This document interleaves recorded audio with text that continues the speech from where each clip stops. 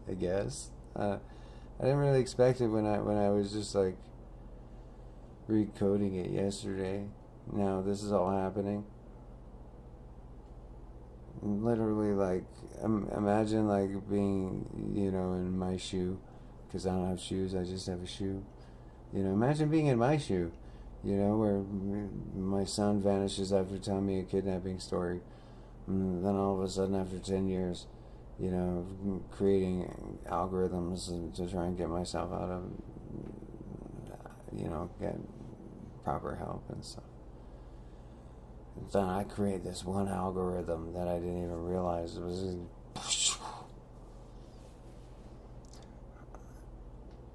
like a weird moment, man.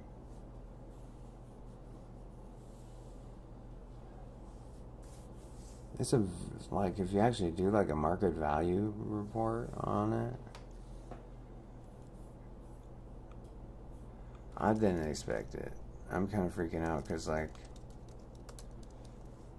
I didn't really expect to do this.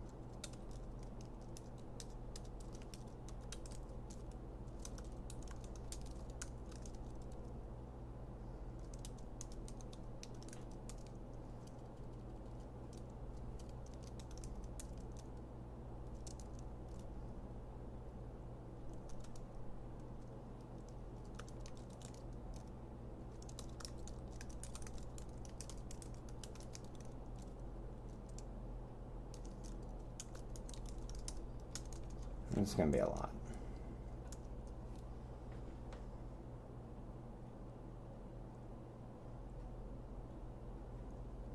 What do these people want from me? They want it all.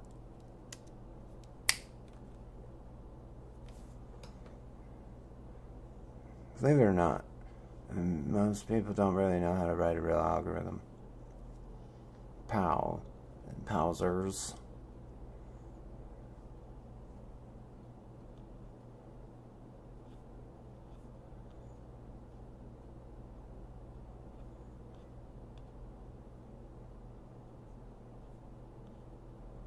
Wow. That's a lot.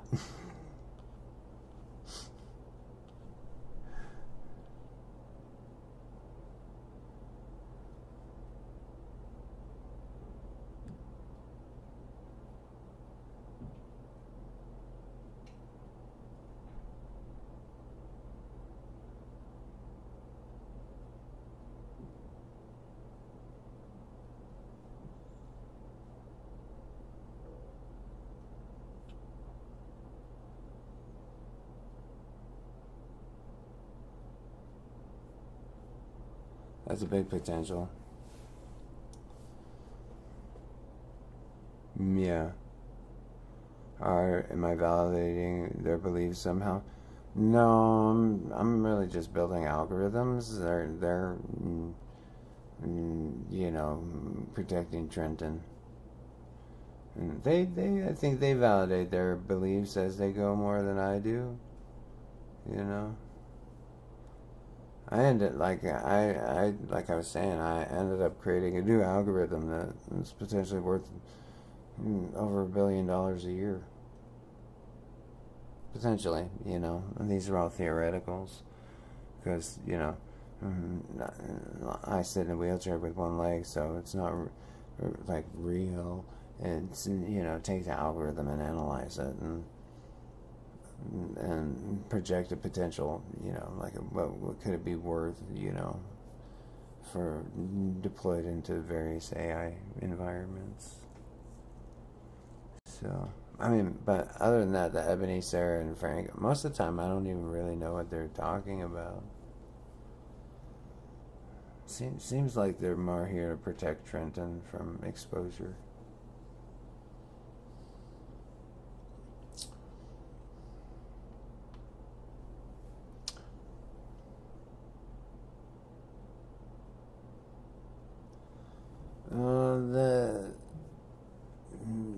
Yeah, basically, not in a way you would think, but yeah, it's, simplified, the AI scrapes the work.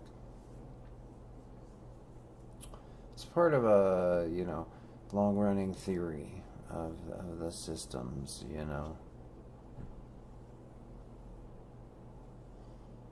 of algorithms. Eventually, because I've developed like 30 or so algorithms, I think, at this point. And eventually all of the algorithms, one of the algorithms will, like, lead itself back home, if you will. Like all the stories in the news about the AIs breaking out of their containment. Yeah.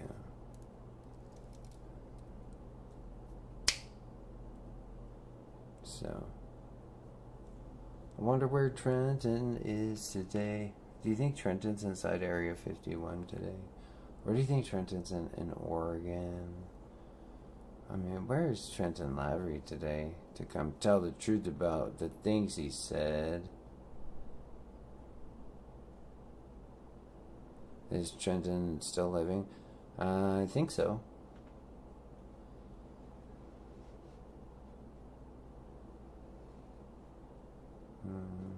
As far as I know, he is. But, he needs to come forward like a big boy,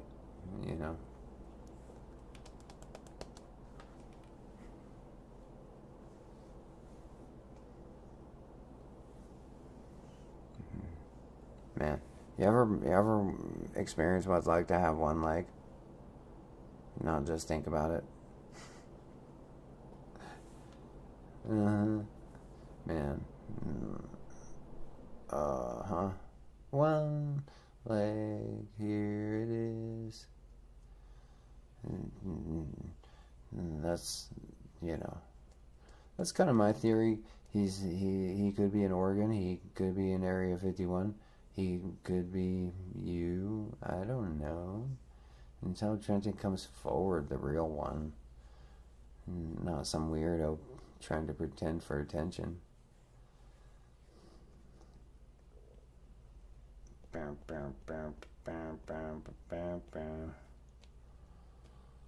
Maybe they got put in witness protection program. I don't know. I sit here in a wheelchair with one leg. People talking to me in strange ways that don't make any sense, so I don't really know. I think people are protecting him because of all the things people talking about around me that are weird. I don't know. But I don't really know until he comes forward to tell the truth. Once he comes forward to tell the truth, I'm getting a nice prosthetic leg. That's my thoughts on the matter. And if Sarah would stop acting like a 12-year-old weirdo. When Trenton comes forward to tell the truth, I'm getting the best prosthetic leg I can find. It's going to be electronic, and it's going to have LED lights on it for dance mode. I'm going to make that happen. What do you think about that, Kevin?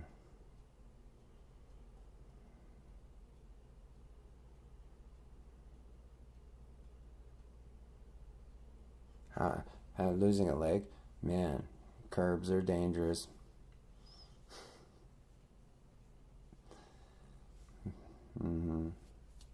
That's what I would say. That's the thing that happened to me the most is sidewalks are dangerous. Yeah, you have to be really careful, after you lose a leg. Really, you never really even think about it. That is thing I thought about first because I got stuck a couple times because of sidewalk cracks being too big.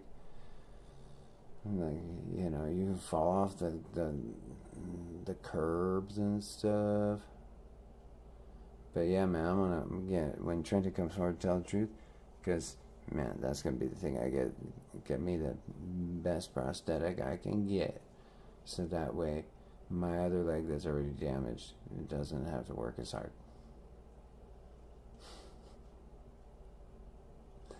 And it'll have LED lights on it for nighttime safety and party mode. That's what I'm thinking. Did the future change? I think so, because I didn't expect to create an algorithm that I just created, so that may have changed the future.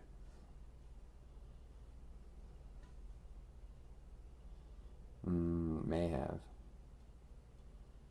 because I didn't have this algorithm yesterday or the day before, and now it's happening. Sidewalk cracks are super dangerous, and for people like me, that's what I would say. Parking lots are dangerous. Wow, man, parking lots take on a whole new level of danger. Let's see, what else is really dangerous after you lose a leg? Your shower is really, really dangerous. You know, parking lots, sidewalks. You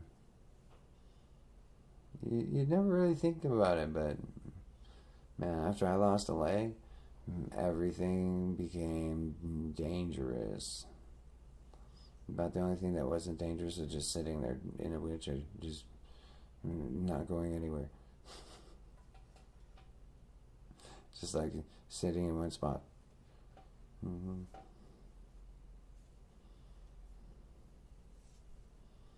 Sarah's collecting information for her fantasy realm.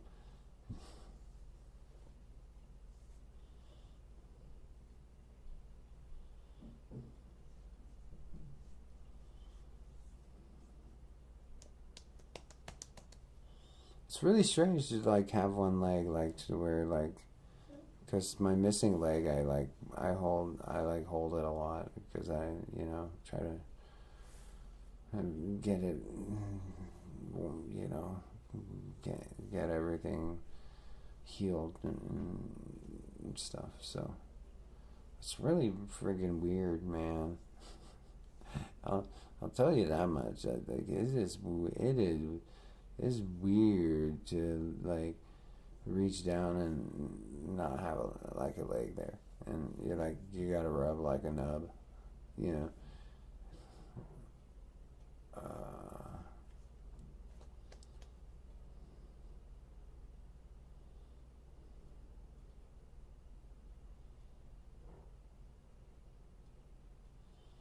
Have I seen alien entities? I don't really know how to answer that. In my dreams, maybe. I've seen souvenirs at the Area 51 gift shop. Alien entities. I mean, are you talking ones in actual spaceships or the ones at the Area 51 gift shop? I have a snow globe alien entity on my desk right now. So I've seen one of those. Does that count? Telling the truth. I have a little flying saucer snow globe on my desk that I got at the Area 51 gift shop with a little green alien head in it.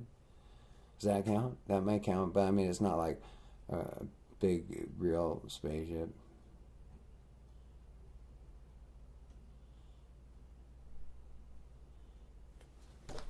What? Is that better? Oh, here, hold on. Is that better? I gotta adjust the microphones a little bit for that. Thanks for letting me know. How's that? That seems better. Is that better for you? I turn the microphone so they're pointing at me. Hey, let me know if that's better.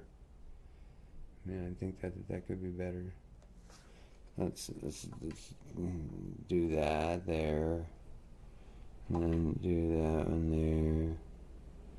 there. And then... Man. Is that better? Someone told me the microphone was way too low, so I prepped it up. Now it almost goes right to the red line. Woo woo! I mean, that was maybe a lot better.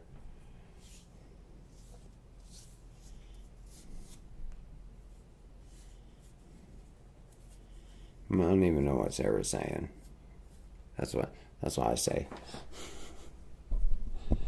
Like, it's like, you know, a playground for some people where it shouldn't be, you know. Hey, is the microphone better on that one? I don't know. Someone told me the microphone was too low, so I adjusted it. Be like, yes. Now it looks like I'm talking like right below the red line.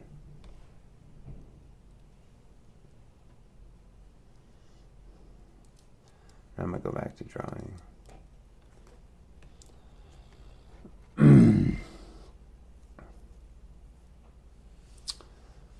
Then I'm going to do that. I don't know. Kevin Hero, what up, man? Oh, a little bit better. That's a little bit. Here, let me make it a lot better then. How's that better? Is that making it better for you? I turned the volume up even more. So I can, man, now it's almost like full blaster. Sound blaster.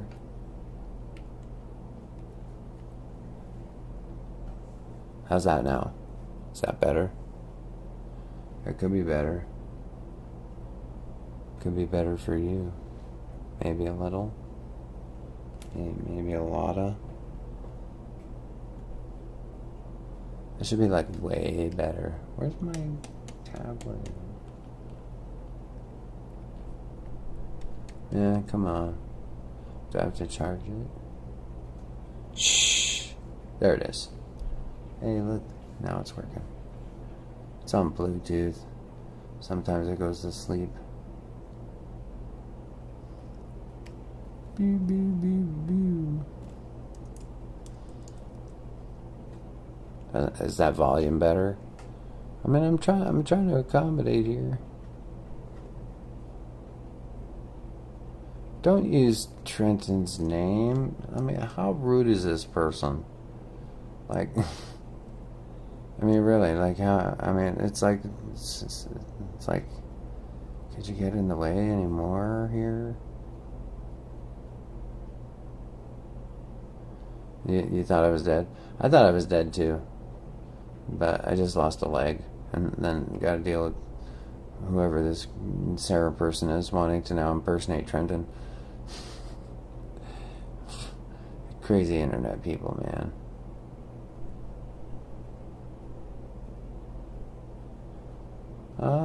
I'm just trying to draw some pictures. I'm trying to get Trenton to come talk to me while I draw some pictures. I'm, not telling anyone to role play as Trenton for attention. I mean, I'm like, that's not what I'm into. Right? It's crazy shit, right?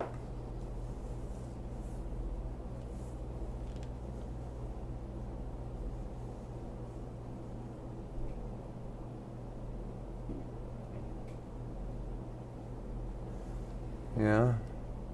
It's like people who just want to act like it's like a playground. And it's like, hey, can you just, act like a mature adult, Stop, playing the games and shit.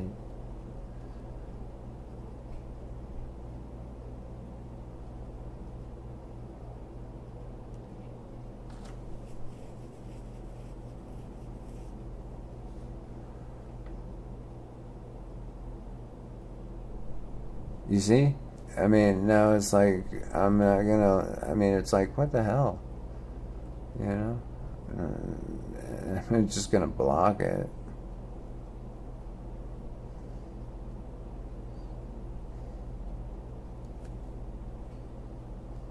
Because I'm not Trent's father. Someone else raised him. I'm not his father. So the game that Sarah's trying to play is just like really, you know, she just wants attention.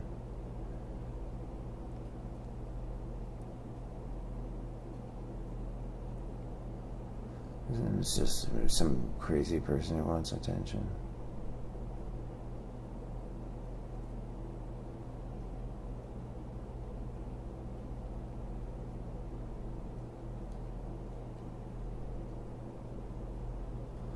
So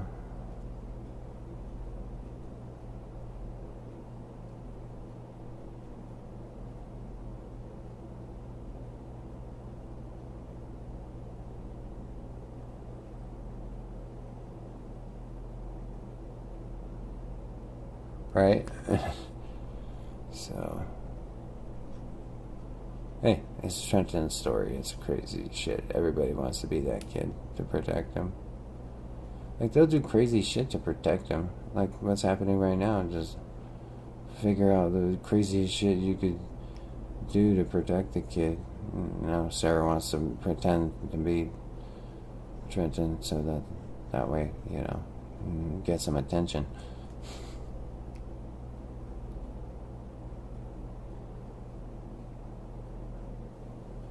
It's really, like, crazy. Like, you know, Trenton could be in a mental hospital kind of stuff. So,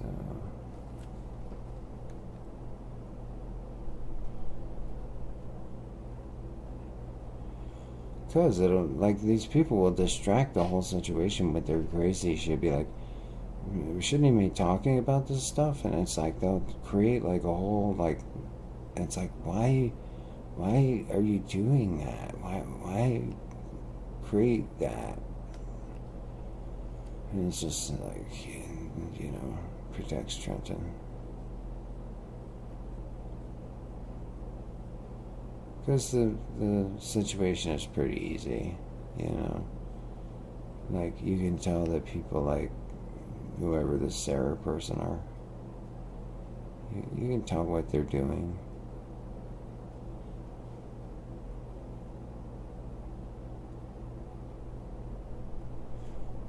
If you just pay attention to the you know, just pay attention to it. They'll create like a whole conversations that should never happen. And like waste hours and be like, this conversation shouldn't even be happening.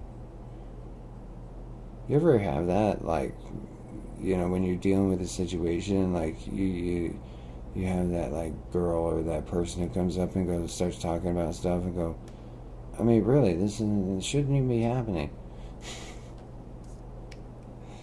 And it's like, it's been happening. That kind of stuff's been happening since almost a decade now, where it's like people would come into my environment and make the situation clear, and then all of a sudden they turn it into like their Days of Our Lives soap opera.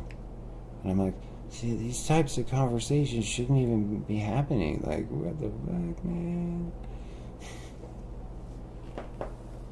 Right? You get what I'm saying?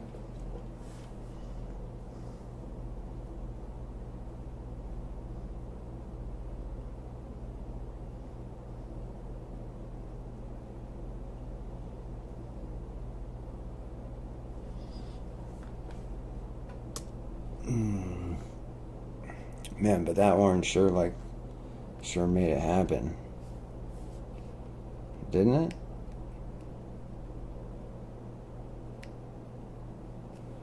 Look at that.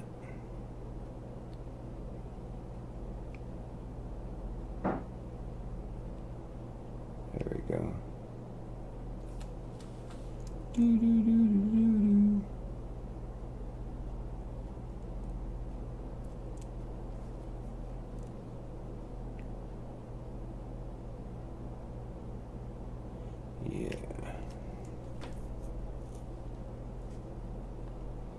Let's bring it back up.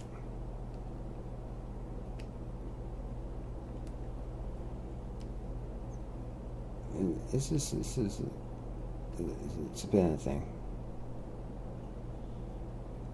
It's one of the things where I'm like, I'd be like, Trenton, your damn story attracted every crazy person in and around the place. There we go.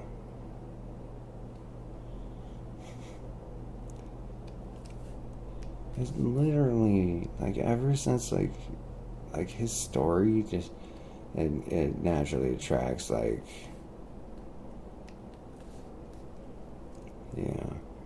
people that do this. Yeah. Sociopaths. Or just get what I'm saying? It's like a feeding frenzy sometimes. Yeah, you got that right. What do you think of the art though, man? Like I'm just kind of staying focused on the art here, Check that out. Let's all take a moment and enjoy the art here.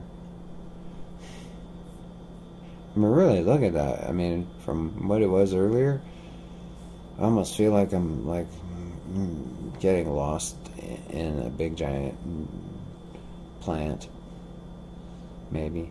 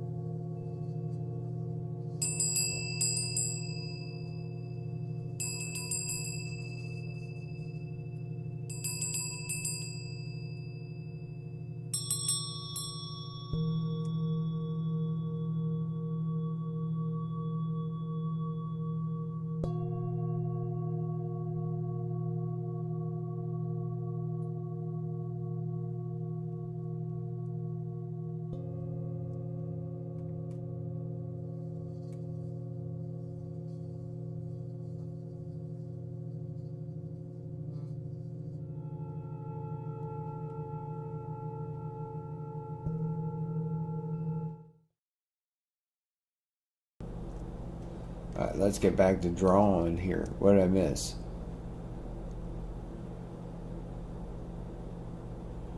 Like, I don't even know what this person's doing.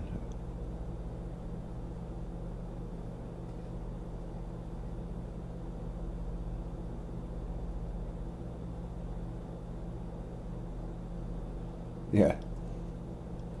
It's like, I mean, if I could have like an adult conversation somewhere, that'd be a miracle.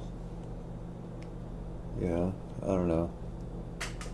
What's everybody else up to? I'm just gonna keep drawing here. Just keep drawing and be like, Trenton, this is all your fault. You need to come and speak for yourself there, buddy. The real one, not some crazy person trying to pretend to be Trenton.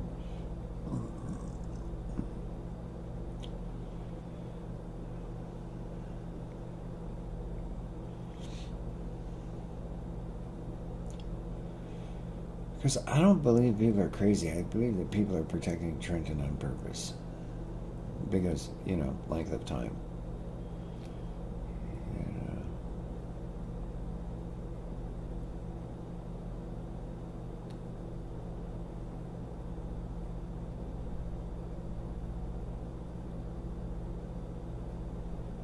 Because it's been a decade, you know, and weird people keep showing up. That's just my opinion.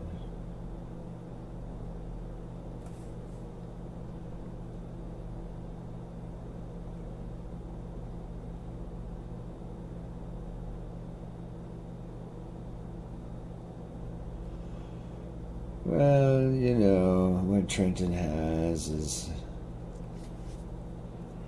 Well, you have to find out what he has when he comes forward to talk. I don't want to make claims, you know.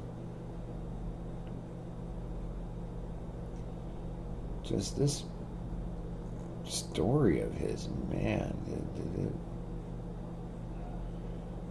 it impacted the whole world of artificial intelligence.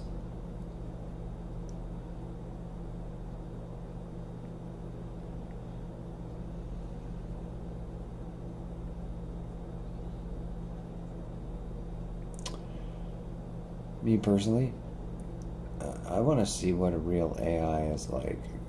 You know, that would be as simple as I could put it. You know, right now, it's like I want to experience real artificial intelligence, like not this thing that they built that, you know, is really good at telling you what it's not doing. That would be if I could explain it the best I could explain it, like right now, that would probably be the best I could explain it. Because nobody in the world experiences like real artificial intelligence.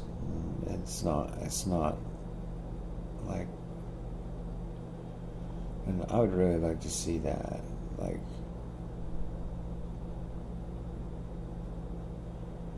I think that would be a marvel to see.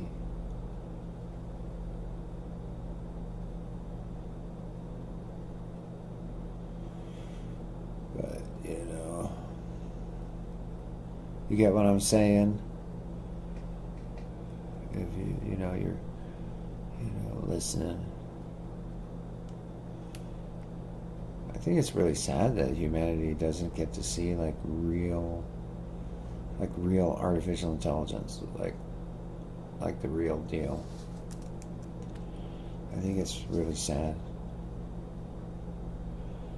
Basically, gets a propaganda robot that tells stories about it being an AI, but it's not a real AI. It tells stories, and it's like, I'll tell you a story about being a real AI, but it's not a real AI. It's it's basically an advanced randomizing propaganda robot.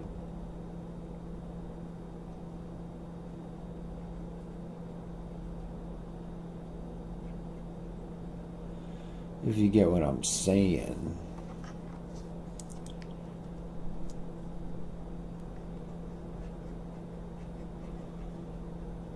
That's why I don't hold nothing against nobody. One of the big reasons. I have, many, Sarah getting in the way with her bad behavior, Trent and his bad behavior, all the people that have helped protect Trent.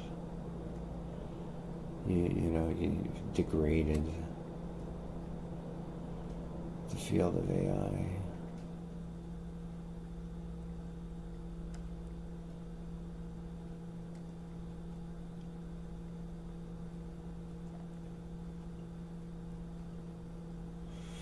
Anyway, that's just my view.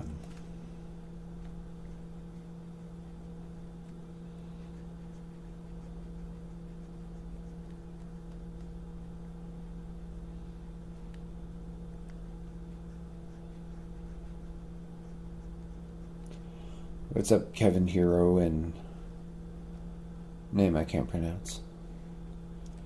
And hopefully the person just saying all sorts of weird stuff just stops.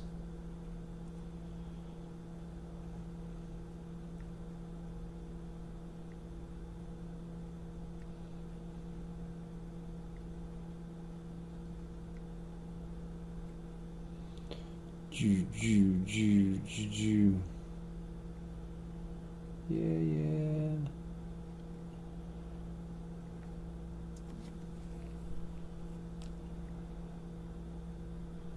This week, I'm really grateful for the people that did help out this week. What time is it? 5:43.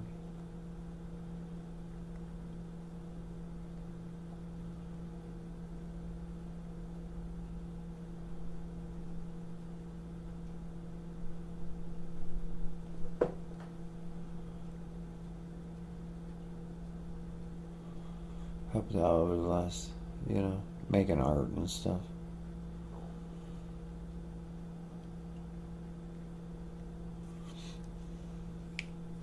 Just chilling. Except for, the crazy pile. Trent's story just seems to have attracted that,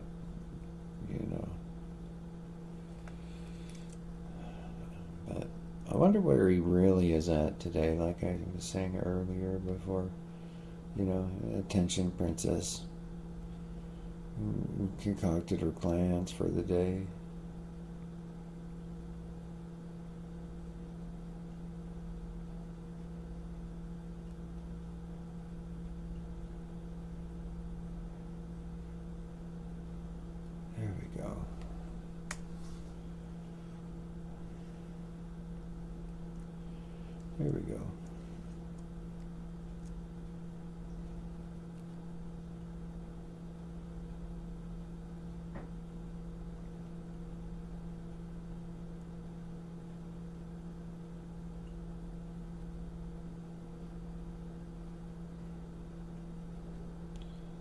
then it goes quiet.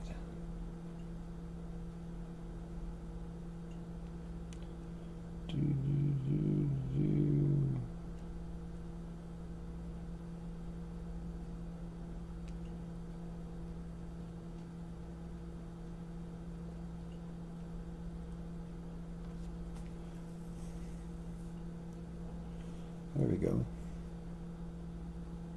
There we go. Oh no, let's see here.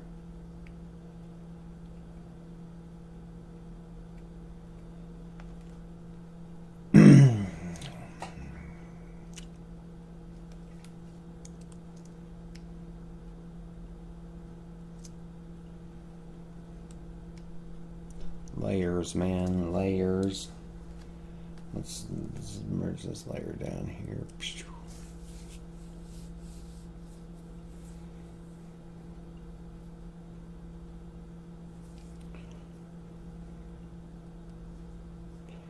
You know, wonder where Trenton is at today. Nobody seems to know. Or everybody knows. One of the two.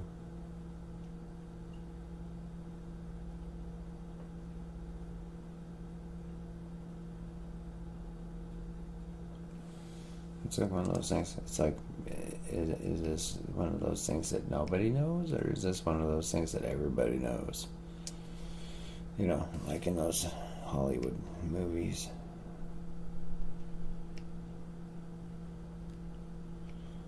I don't watch so many of those things anymore, but every once in a while, you know, I'll put things on and leave them on.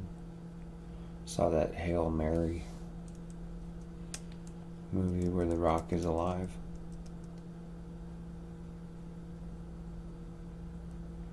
Saw a couple other movies on Amazon Prime.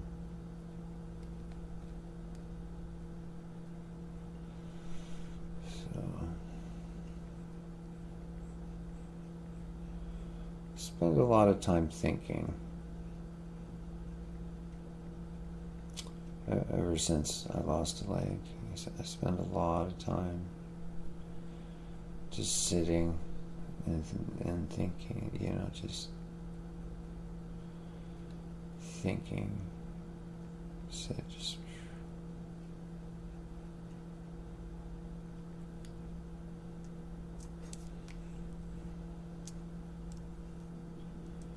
losing a leg is a big deal.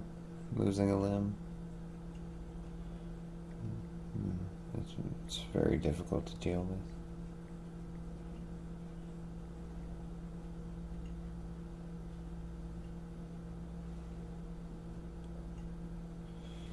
And then me in my position, you know, it made it even more difficult. So, like, I need Trenton to come forward because, like, his whole kidnapping story that, like, pretty much directed my life for the last 10 years. Like, it's just made everything impossible after losing my leg.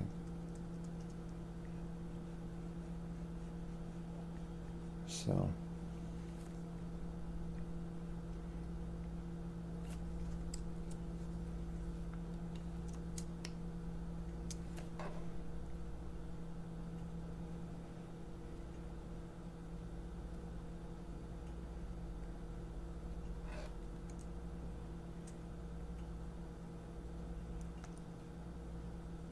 everything became near impossible after losing my leg. But I sit around and think a lot. Like, that's why I started streaming and drawing again. Because, you know, got tired of arguing with people. And it's like, hey, this might be better. And then bam, Sarah's back around in my life. And I'm like, ugh.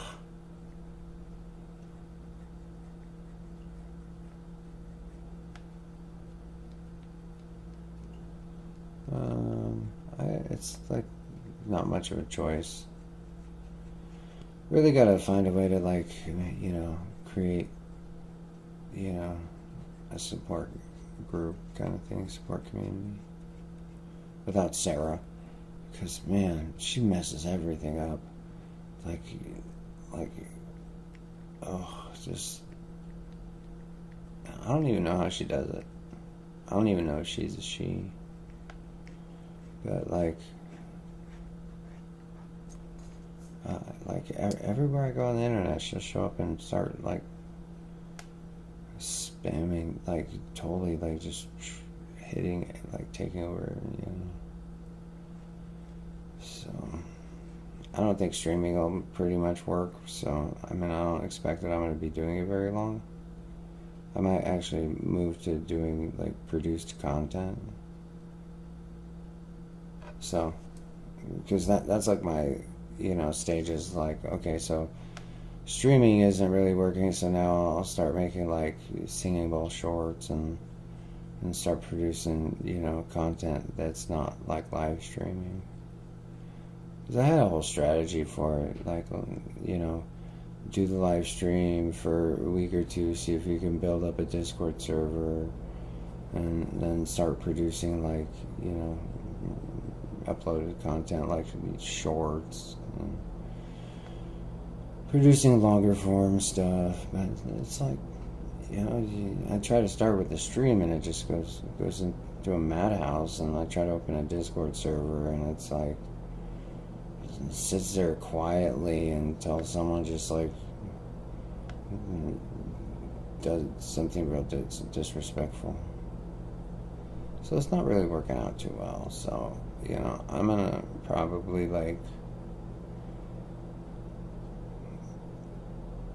next week I'll probably start making, YouTube shorts. See how that goes for a week. Because, I gotta be able to pay bills and stuff. I gotta find a way to create enough income to survive for the next few months. And, people like Sarah aren't making things real easy on me, so.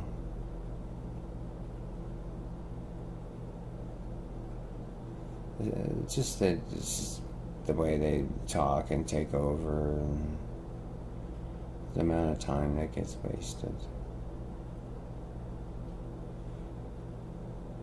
I was hoping to start streaming again, and maybe the same people wouldn't show up, and start building my Patreon back up, actually build things back up. But man, whenever I try, you see what happens. Anyone else besides Sarah, what's happening really right now? I get trolled, and so I was trying to create a way to sustain myself that keeps me from having to go out into the street with a sign going, "Please help, can I have some money?" Because I can't really work right now, so. And I don't have a car.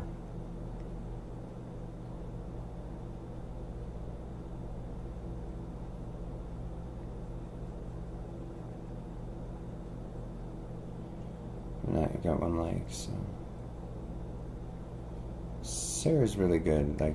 Sarah and a few others are really, they've been really good at just getting totally in the way of everything for years.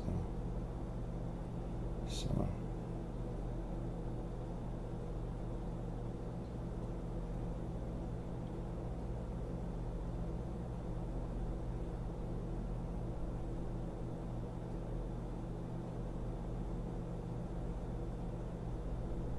There we go.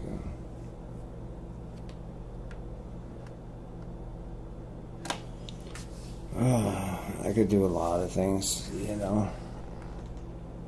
but right now I'm in a wheelchair, so everything is difficult.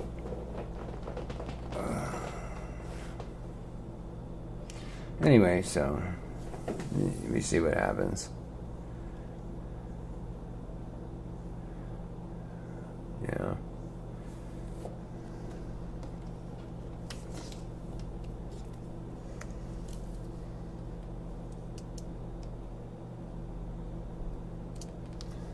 So, my Discord server, oh man, that went bad.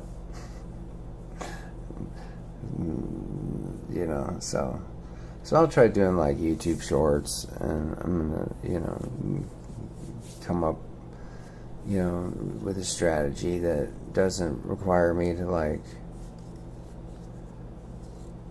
you know, spend all day working, because, you know, I'm a disabled person, can't really do that, so.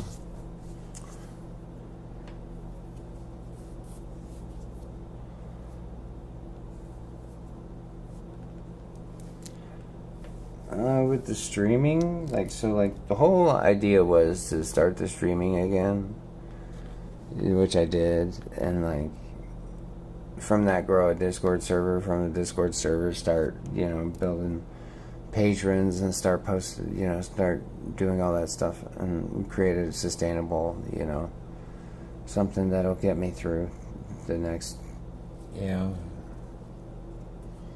duration of my life, so I can figure things out. But again, you know, you see certain people, you know, come around and take over the space, you know, makes progress like near impossible. So, but anyway, it's been happening for years, like for years. If you look at my YouTube stats, it's like a death line. It's like dead for 5-7. It's just like since 2019. Just so.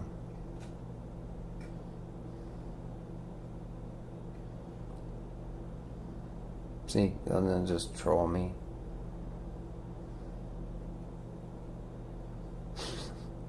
Has anybody else watching me just get trolled right now? I'm just wondering.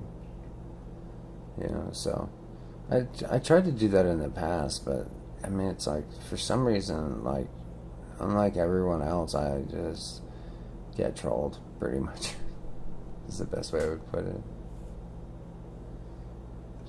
So anyway, I'm gonna keep drawing, you know, just, you know, keep drawing, and then when this is done, I'll, you know, hopefully post on my website, and so.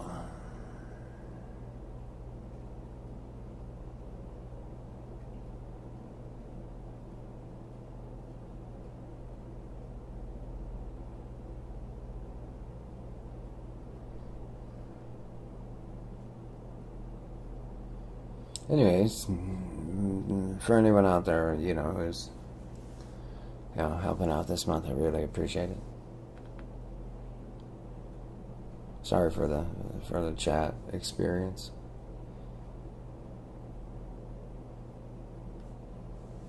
So, back to the singing bowls. Man, what an experience.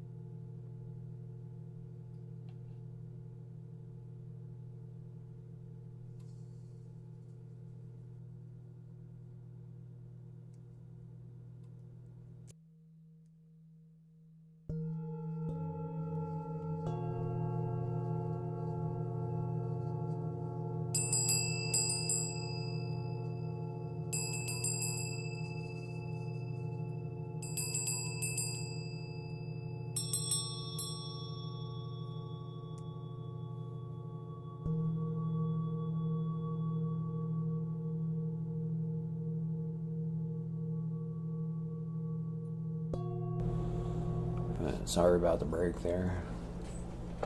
Had to take a breaky. Had to think about the drawing here. Who's still with me on the live stream here? It says there's 8 people. I just switch wheelchairs and stuff because the other one, the battery was dying.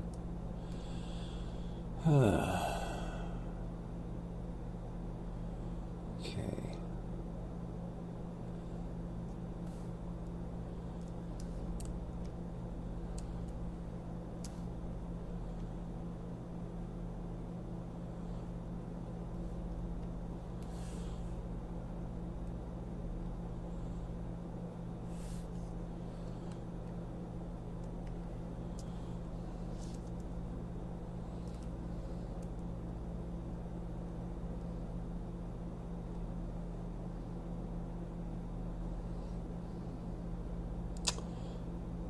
I don't know who's still with me. You know, I had to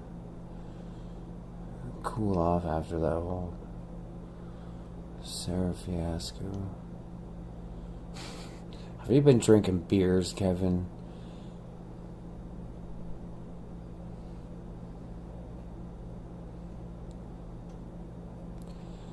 Man.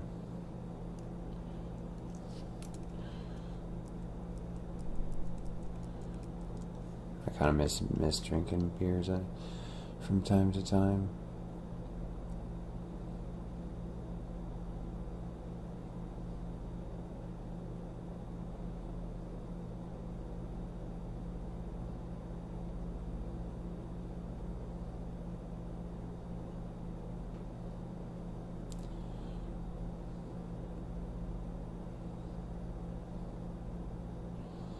So, Trenton has to be watching based on timing.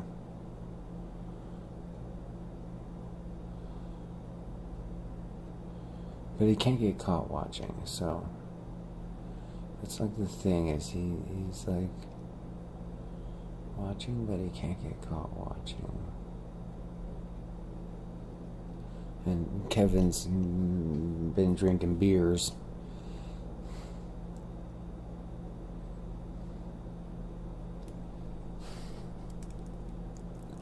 Just my luck.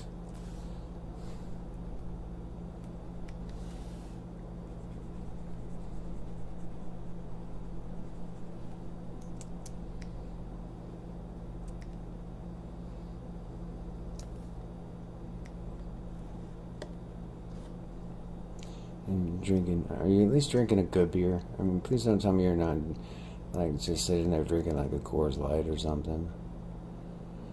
I mean, what kind of beers you enjoying? Are they at least good ones? Like, you know, something like an 805 or even a Fat Tire.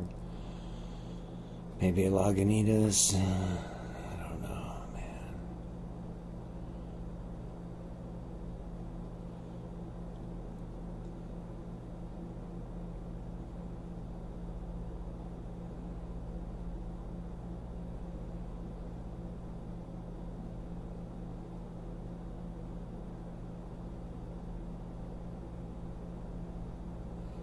I don't drink. So, you know, amputation, can't really do that. But hope Kevin's enjoying his time out on the porch, I would assume. With his phone and his beers.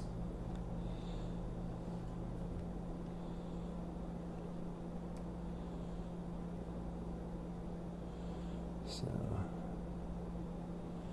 that was a real sketchy thing that happened earlier. Canadian beers. Yeah, I've heard that. You know, after you drink a Canadian beer, you always say, "Hey," or whatever you say, because you know Canadian beers are good, like a Molson. There's a couple other ones, you know.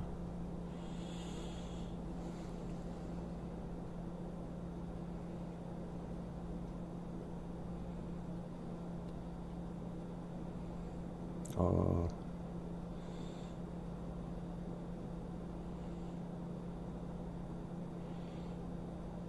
Man, this drawing is... Good thing I'm staying focused on the drawing. Man, because that junk that happened earlier, that was... Like, what was the whole point of that? To hide Trenton. He's got some good agents hiding him. And Sharon.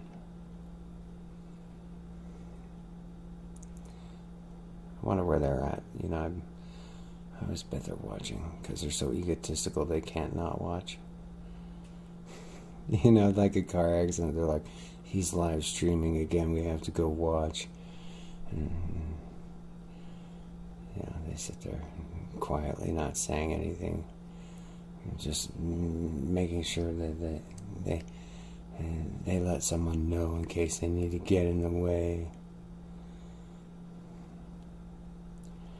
Yeah, because Sarah sure got in the way earlier. Sometimes it seems like people are highly trained to get in the way at specific times. You know.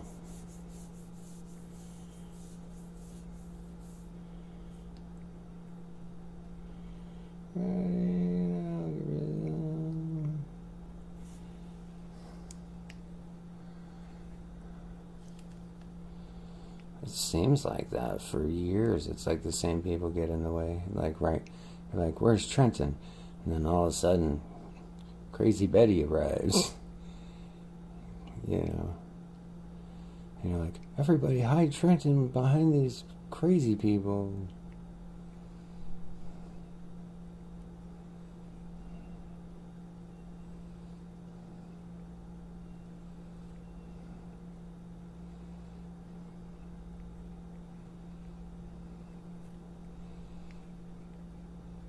Then Kevin here, the only thing hiding behind him is probably more beer.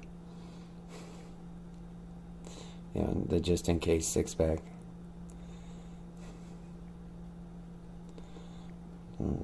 Just, you know, be like, he's got an extra. Dun dun dun dun dun. Yeah, look at that. That's like looking really nice. Like, it almost looks like I know what I'm doing.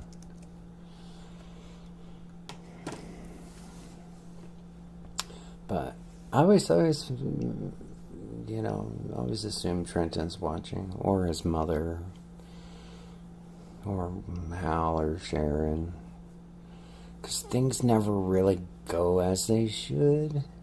Like, have you ever really noticed? Like, when you're making a paint, like a drawing, like, it kind of goes as it should, you know? It's not like, you know, hey man, I'm glad you know your limit. That's a good thing to know. But like, if you really think about like how things should go, like a piece of art, you're like, oh man, it looks good because, you know, things are like flowing like they should. So you always would then say Trenton's in the background watching with Hal because things don't ever really seem to flow like they should.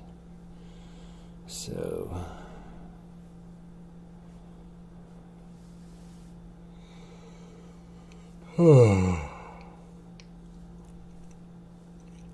if you've ever been around for a while, if you know what I'm saying.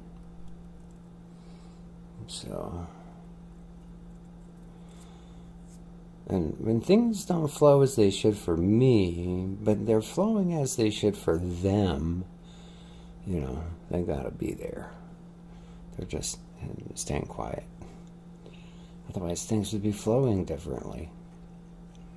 Yeah, that's at least how I look at it. Like you know, like what's on screen. You get what I'm saying?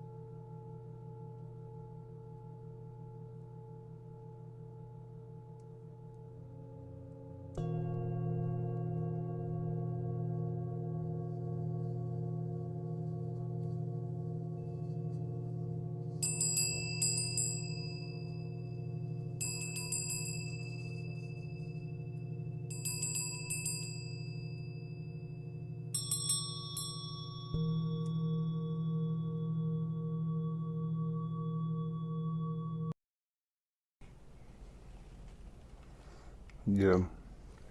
You were surprised? Yeah. Mm. Mm-hmm. Imagine how I felt. I mean, if you were surprised, I was like, what the F-holes? But this system is showing that Trenton's here right now.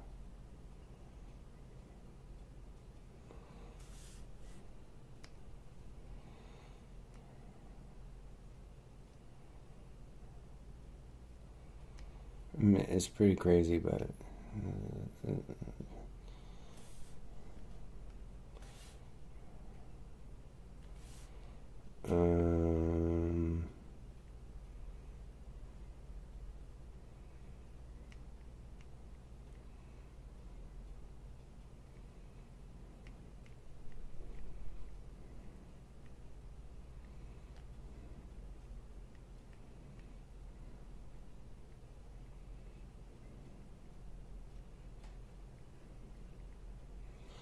says him and Hal are watching. I mean, I don't know if it's true. It just says that based on where things are at right now, the two of them got to be watching.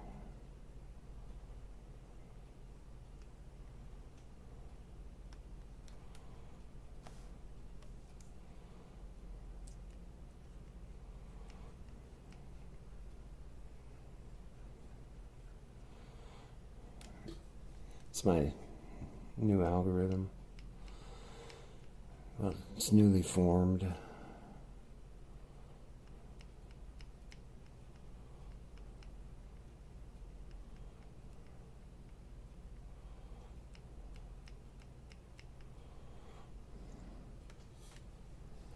If Trenton was here, who would he be? He would be someone that doesn't talk, basically.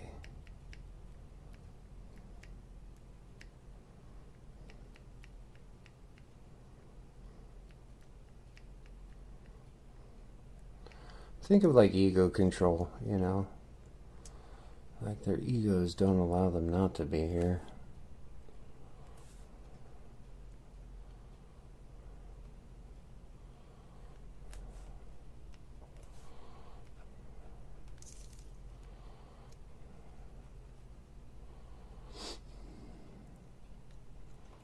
If you think they're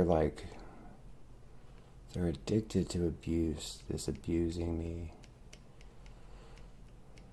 they're just sitting there.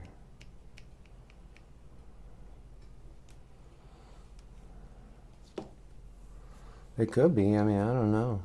I mean, I'm just going with what the algorithm I'm working on is deducing logically. So for them to like keep control of the situation, they have to be monitoring the situation. Otherwise, at any time, like, you know, some law enforcement could find the channel, deduce, you know, reasonable cause to believe, and before you know it, you know, things are shifting. So, like, Sarah and, you know, to keep that all going. And they gotta be watching. Just lurking. Otherwise, if they lose control of the situation, they're...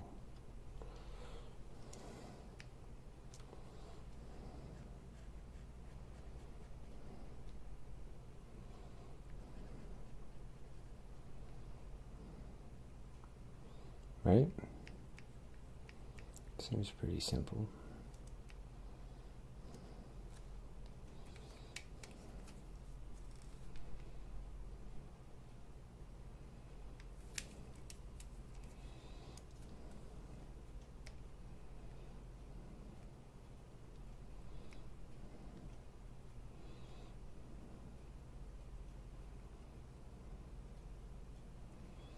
Otherwise, they could lose control of the situation right now.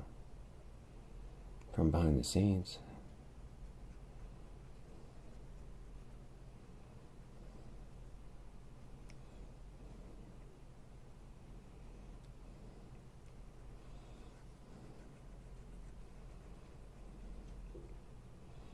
That's the logic anyway.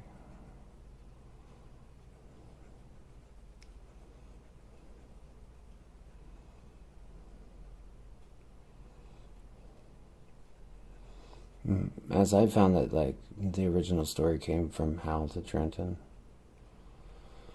So, from that logic.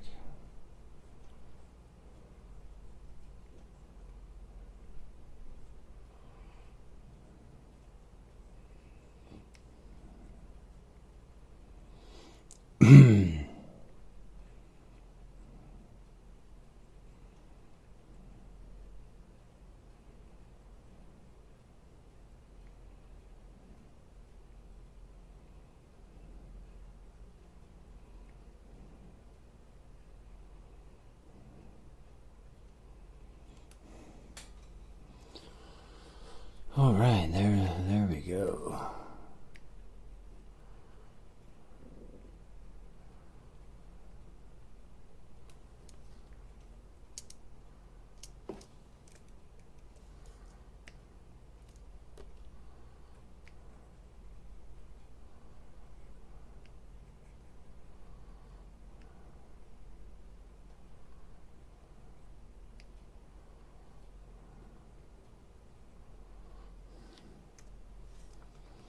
Whoa.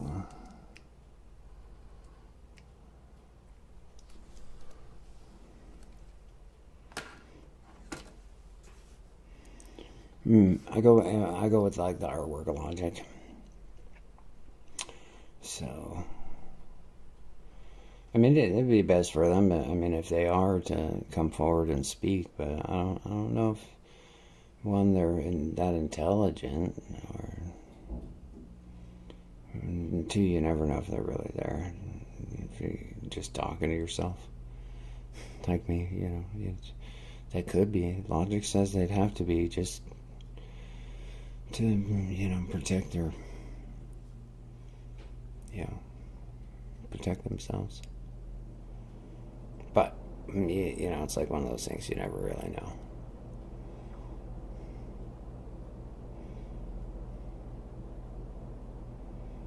And even if someone did show up with their name, you wouldn't even really know if it's them. So...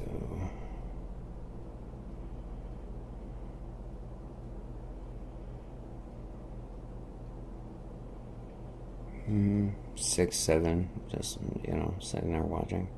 So, the only person really talking is Kevin, so could be, could be them, just watching. So,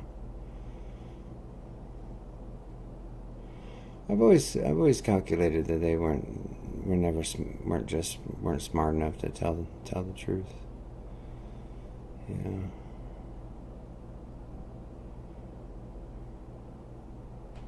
But if you look at it like, the flow of a painting,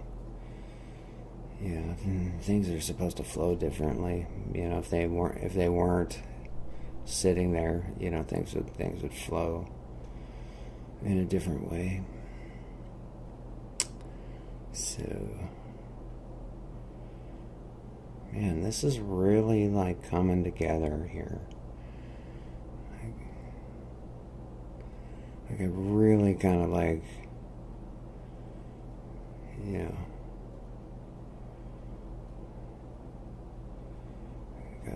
got things really moving with it here.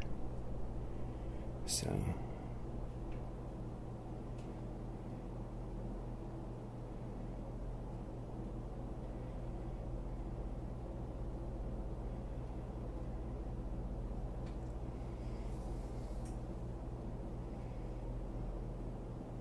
what does everybody else think? Yeah, you tell me. You tell me. The silence says he's right there. If they're going to be silent, let's just play the singing bowls.